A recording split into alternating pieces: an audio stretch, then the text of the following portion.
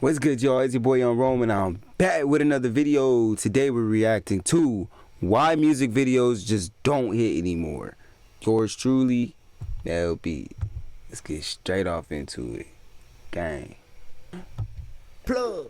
That's it, me, my granny, you got hit with a bazooka.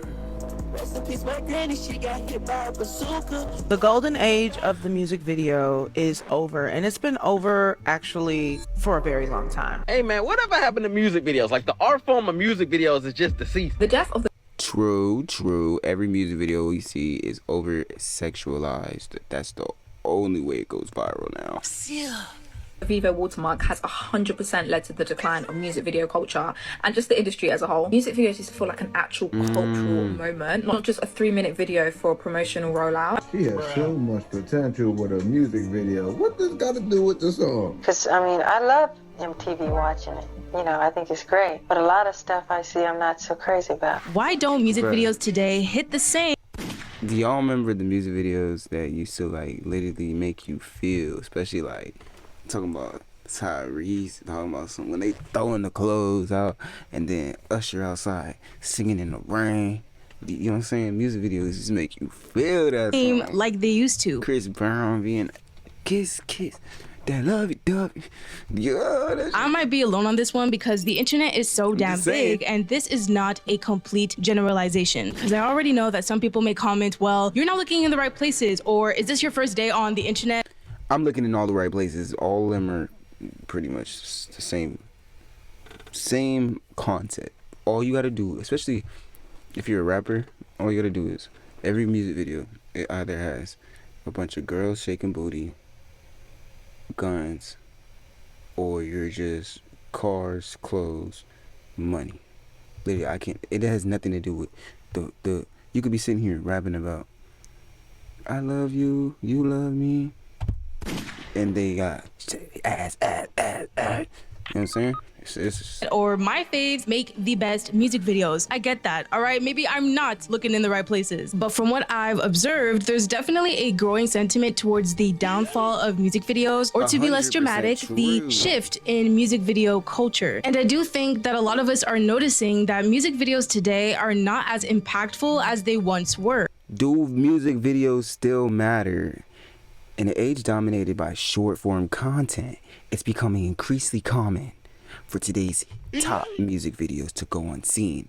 Should artists still invest in these music video art forms? But why is that? Once upon a time, we used to look forward to music videos dropping. There was genuine excitement and anticipation, especially when a song went viral or just did really well worldwide. And also, the amount of views that music videos used to pull back in the day was insane. However, today, it feels like they're reaching a new low. There really isn't much conversation around music videos anymore, and music videos are kind of just there. Nobody really cares. And so there are many Facts. I make music, and I do make music videos sometimes, but only for the hits. And then it's like I do push it to get a better reach, but that's because I'm an up-and-coming artist. I don't know if I was as big, would they matter, because the art would matter. reasons for why music videos feel like a lost art nowadays, and we're gonna dive into the economics of it all, the shifts in music consumption, the evolution of music promotion, and how all of these factors have impacted the music video game. Because back in the day, we all know that video killed the radio star, but today it seems like the internet killed the video star. Shout out Short form content. Did TikTok kill music videos? Plug. to that comment I found. But with that being said, let's just get into today's video.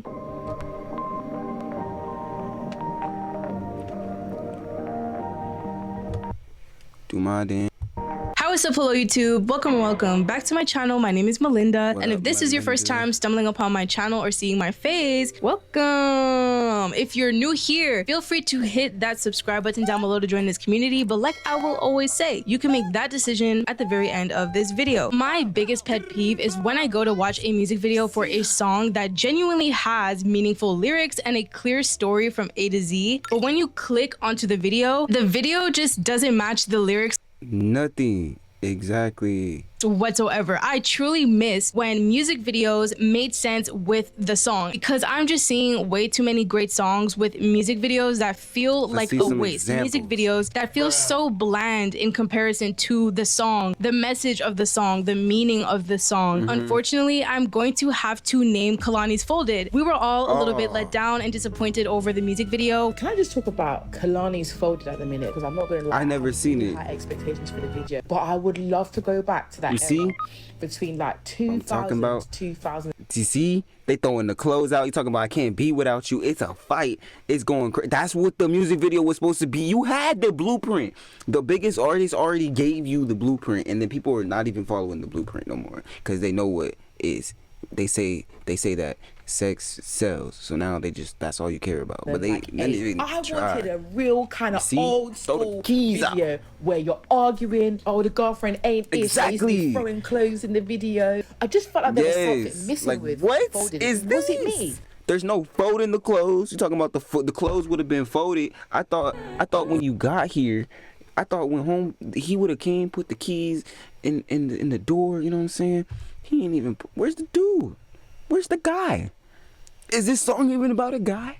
Like, I wanted it to be like, whoa, it was like a cinematic experience. Kehlani's Folded really brought back all of the R&B realness we've all been yearning for, and then decided to trick us all. We all seriously thought we were getting a music video concept with the 90s type of love and a little bit of conflict, this crazy storyline where they're folding the clothes and they're coming out the door, like, but we didn't get that. And instead, we got a music video with full-blown choreography from start to finish, with laundry baskets and some laundry floating around, and you know, the dance was cool. I love choreography. I really paid attention to what people were saying with their feedback for my Folded video. And they were like, you know, I don't really think this connected with the song. People were like, girl, we wanted you to go throw a man's clothes out. You know, we wanted to pick up some clothes. But Kehlani, listen, we the people were maybe just a little bit disappointed in the... We need you to do the extra. We needed you to do the basic. The blueprint was already there. She's probably going to say, well, I just wanted to be creative. You didn't need to. The song was already hard. You didn't need to go and do and change it and put another spin on it.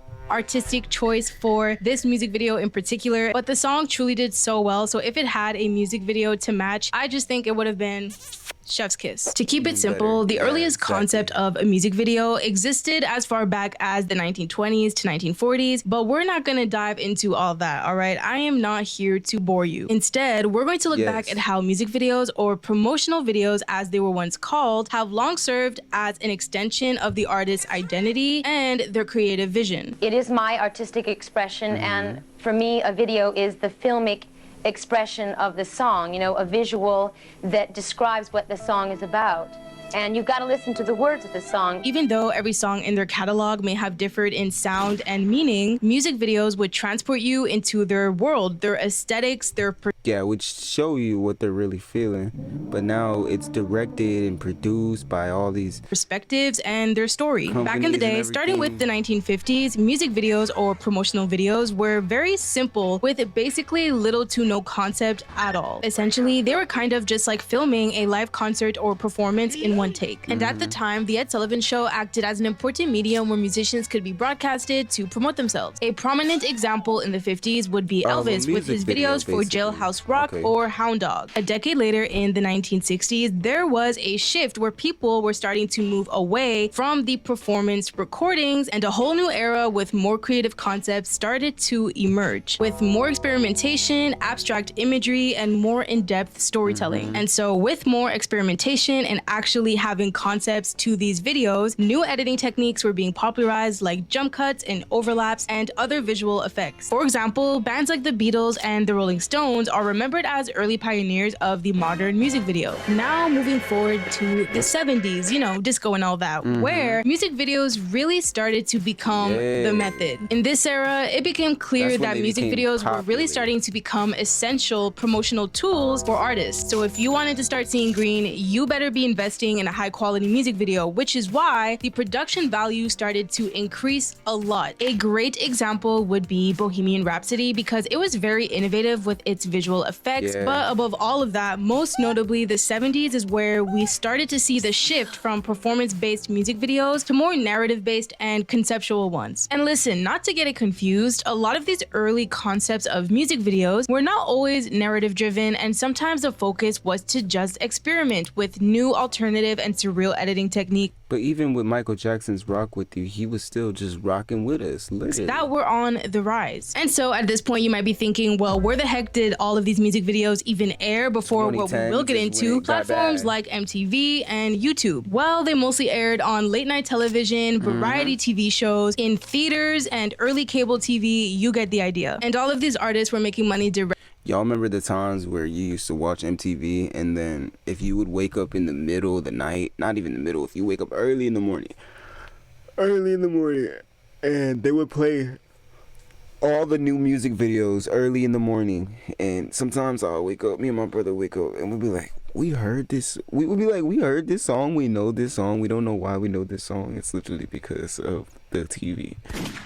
Directly from these television programs and all of their advertisers. But essentially, the goal is really just to help these artists promote their albums and their singles without having to make as many television appearances, because sometimes ain't nobody got time for that, even in today's world. Just roll the clip. But for example, back in the 60s, again, your aunties and your unks and even your parents' favorite group, the Beatles, are often said to have popularized the concept of short film music videos, or as they called it back then, film inserts. The Beatles really just started out using this as a tool to avoid needing to appear on several TV programs, because at some point, you know, the group was gaining a lot of popularity, and with all this widespread attention and fame, the group was in high demand, which means that they could not be everywhere at once. So again, these promotional films or film inserts were just used to replace them and provide music performances to all these different television programs, so that way they didn't have to appear in person every single time. But don't get it twisted, just because they were influential in this space with their promotional films, the Beatles did not create music videos. Duh. They were just the first to really use this tactic consistently, and so they just started to be known for it. Some of their standout promotional films, like for example, Penny Lane and Strawberry Fields Forever, very fun fact, they were both named among the most influential music videos of the 1960s by the Museum of Modern Art. So dang, that's good. Shout out the Beatles. But eventually came a time where everybody and their moms were glued to their TV, tuning in at any given moment to watch a variety of music videos aired through the newest cable TV network, MTV. The day was August 1st, 1981, and MTV made their debut with the broadcast of Video Killed the Radio Star by the Buggles, airing music videos. Why'd she do that? I thought it was to wake up. It's the first of the month. 24/7 for 6 years straight. That's 24 hours, 7 days a week, nonstop. And was hosted by the VJs, aka video jockeys, who were respected MTV personalities, and they provided music commentary and also held interviews with artists on the network. MTV was honestly a hit with music videos and became a massive promotional tool for artists like Madonna, Michael Jackson, the GOAT, and Prince. The MTV era in its peak was highly influential, and it did what occasional TV appearances just could not. It succeeded at drawing in the audience through captivating visuals, concepts, and storytelling. And it really brought the musician's artistic vision, identity, and aesthetic into the limelight unlike any other method. Think of the Thriller music video. It was in a league of its own with the effects, the narrative. You still can watch it right now and it will still make you feel the same way it did the first time you watched it. The choreography, and the overall cinematography. But aside from all of that, the return on investment for music videos was basically guaranteed. This era of music videos really had label heads foaming at the mouth when they really understood all of the commercial benefits. Because at the time, music videos were the greatest marketing tool for companies and artists alike. Therefore, the budgets were at an all-time high, and that became the industry standard, which unfortunately is something we may never see again, for a multitude of reasons. There will never be another Thriller, anymore. Lady Marmalade, Ladies Night, because critical mass in mainstream culture just doesn't exist anymore. Time used to literally stand still when the biggest artists in the world would premiere a music video. Yeah, but that's once true. music videos started actually moving the needle and selling records, boosting cultural currency and relevance. It's not like labels started putting, and then people just don't care about it anymore. There's so many music videos out there where it's just like, oh, there's another one.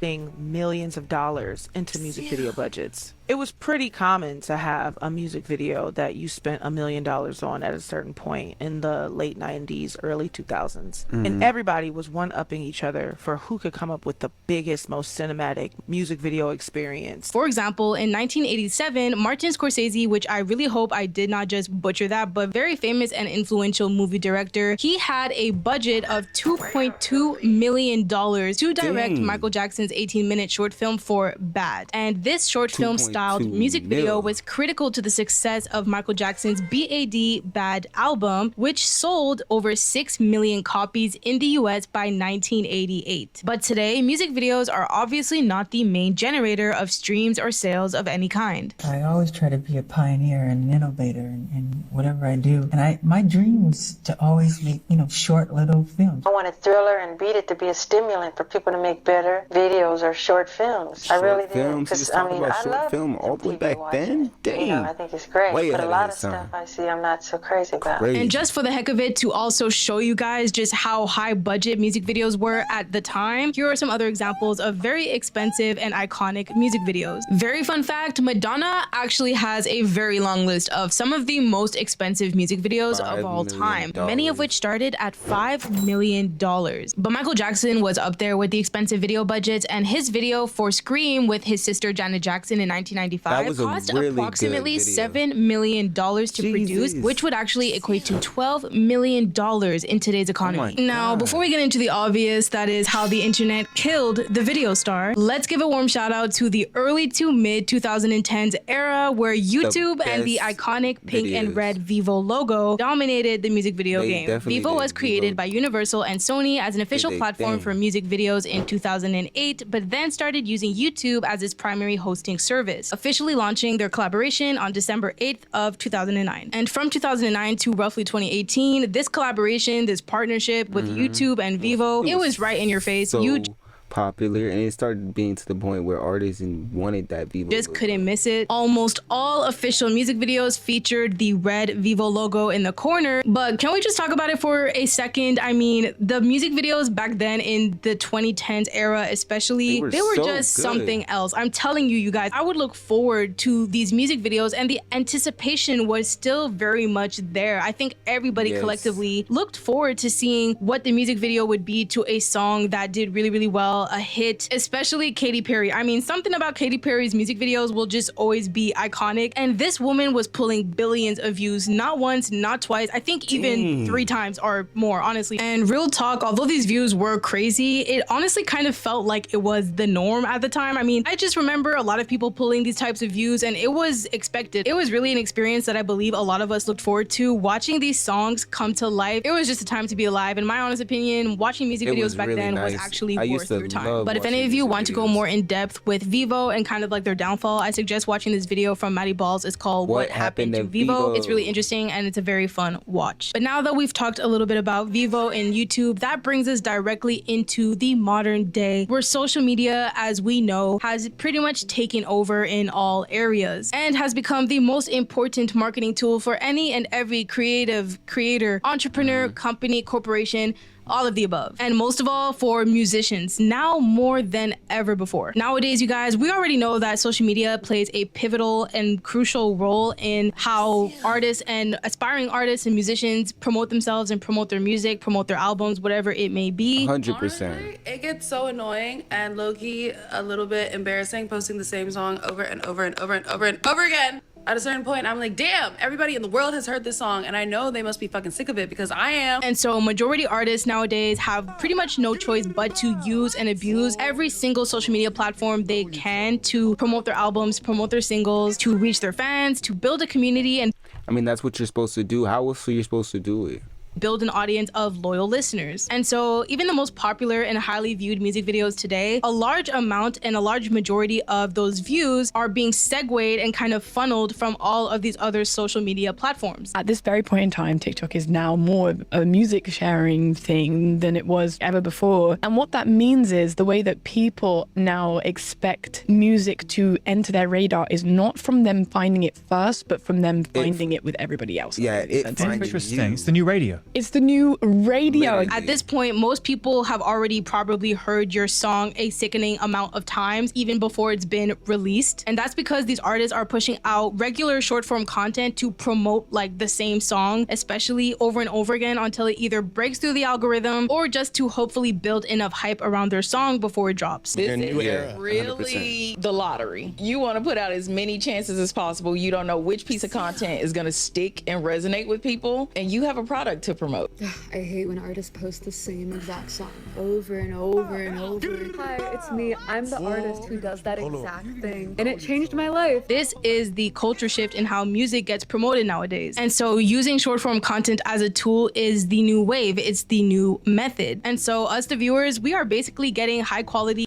Yeah, that's the only reason I know Trim, because she popped up on my TikTok. Like, that's how I found out about new artists now. Mini music TikTok, videos basically. every single time an artist is promoting their song via short form on short form platforms like TikTok, Facebook, X, Instagram, to again promote themselves and build hype around their songs. So at this point, there's really no need to invest a whole lot in creating a cinematic storytelling crazy music video when again already you have these high quality short form videos being pushed out into the algorithm on our feeds every single day. Majority of us are watching everything on a tiny 4-inch screen. So even with long form A to Z music videos, our mobile devices account for over 60 to 70% of all YouTube video views, which of course includes, like I said, music videos. So at that point, it really does make it harder to justify or to even find a need to invest in high quality music video production with really high budgets. There's just really no point for all that, because back in the day, especially in MTV's peak, once again, the whole purpose was to help the artists promote themselves to sell CDs. So the grander, the greater, and the more elaborate your music video, it would allow you to make a statement, which essentially would lead to more CD sales. But nowadays, we are in the digital internet streaming age. And so if you want to increase your actual music streams on streaming platforms like Spotify and Apple Music, you better have a very strong online presence, which means that the algorithm is now going to be your best friend or your enemy, and you are going to be spamming the short form music videos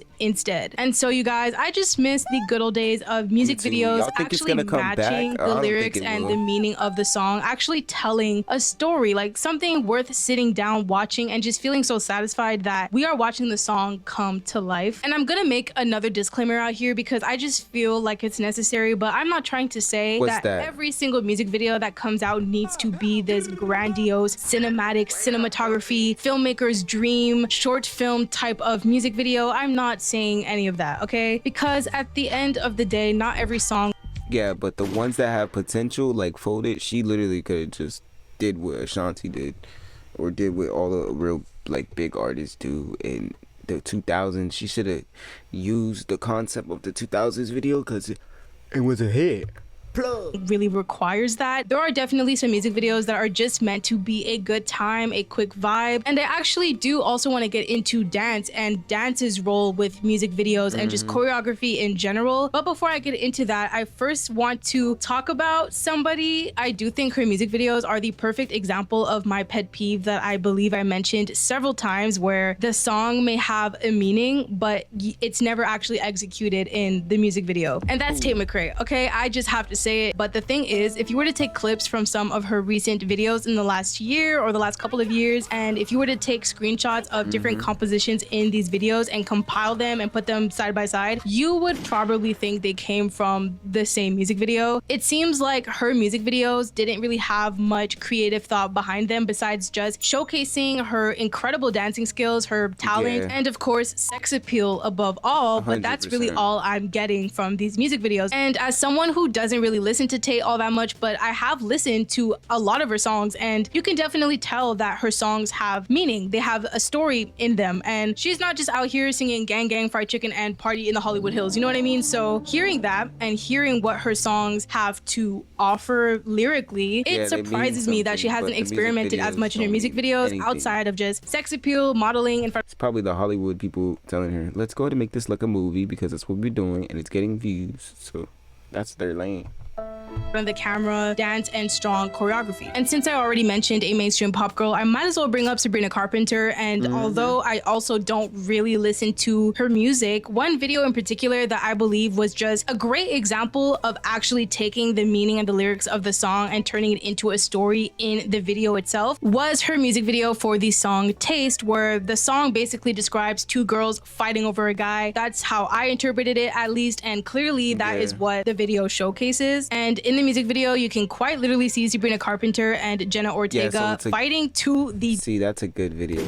Death over a man, and it's pretty gruesome and graphic, but it works because it goes with the meaning of the song and you can see the story from A to Z. And so while we are on the topic of choreography and dance, as somebody who is a dancer or ex-dancer, I should say, and if you are a dancer watching this, then you've definitely heard it many times, but dance is not only a form of expression, but it's also a form of storytelling. And so as dancers, when we are performing, we are often trying to convey a message or tell a story, whether it's good or bad, happy, sad, through our bodies and our movements. So when you consider all of that, you can definitely argue that dance is a form of storytelling. And so if you are watching a music video where it is just strictly choreography, they can very well be telling a story with different styles of dance, just with their bodies and their movements alone. And truly, if it's done right, they really hit different. And although I used her in a more negative way before, I will actually name Tate McRae once again. And this was a video from 4 years ago for her song called Feel Like Shit, where she was dancing with a partner, you know, doing a duo throughout the entire length of the music video. And I do believe that the partner choreography in this video really helped to portray and showcase the message of the song, which is essentially just about relationship problems and conflict between romantic partners. And finally, another very special and honorable mention of choreography in a music video that truly just fit the storyline and just made perfect sense would be Justin Bieber's Love Yourself video. But again, the partner choreography just made perfect sense with the lyrics of the song. So really, all that to say, dance definitely has its place in music videos. Okay, I don't want anybody to completely take away the wrong message from this video or just from this section of the video. I think dance doesn't always have to tell a story in music videos either. Not every song requires that, and some music videos are just meant to be a vibe, to showcase a party, to showcase people dancing and having fun and going wild and getting crazy. So yeah, I really hope that for some of you, y'all get that part. So really, to wrap this all up, do I think music videos will ever be as peak as they once were back in the day? I don't know, you guys, and maybe not. I don't think so. I don't see it anytime soon. And that's not to say yet again that the music videos that are coming out right now, there's some that are still good, are not good at all, are not enjoyable at all. Will there ever be a need for super high budgets and crazy storylines and high budget music videos that feel like short films? I don't know. I don't think it's ever going to be something we will experience in full like once upon a time. That's not to say that there aren't any artists right now who aren't trying to bring that back. I do definitely just miss when artists actually did care and try to make their music videos match the lyrics of the song, especially when the song definitely has a meaning and it isn't just a bunch of random words on a track. When the song has a meaning, I would just love to see that being portrayed and showcased in the video. And I think it's really that simple. So with that all being said, you guys, don't forget to show some love on the way out. Like this video, comment down below, share it with a friend, hype it up, and subscribe. What y'all think? Do y'all think the expensive budget videos will come back, or you think it's a better thing that they're not around no more? Drop some comments, drop some likes, let me know what y'all think. It's your boy Young Rome, 3 for 3 today. If not, if the other ones haven't dropped up here, they will. I'm gonna catch y'all in the next one. Peace. No, I've been alone, and you just want it more. And I don't wanna feel